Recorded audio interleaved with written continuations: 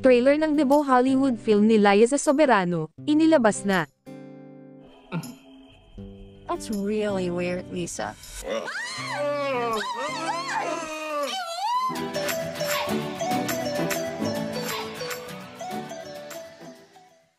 Kabang-abang ang Hollywood film na Lisa Frankenstein, kung saan tampok ang dating kapamilya aktres na si Liza Soberano. It's Giving and Living. Inilabas na ang teaser trailer ng debut Hollywood film ni Liza Soberano na Lisa Frankenstein.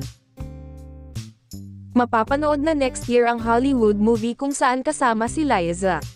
Nirelease ang naturang teaser trailer ng production company na Focus Features nitong Huwebes ika-26 ng Oktubre.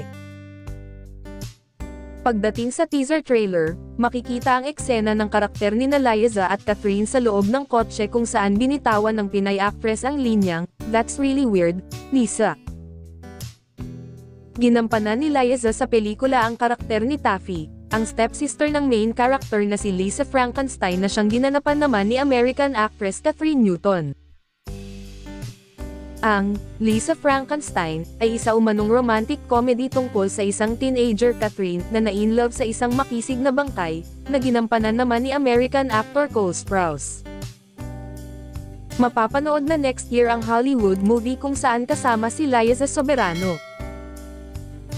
Nakatakda itong ipalabas sa susunod na taon, bago ang Valentine's Day. Excited naman ang mga fans ni Liza Soberano. Samantala, ito'y wala pa namang kumpirmasyon kung ipapalabas ang Lisa Frankenstein sa Philippine cinemas.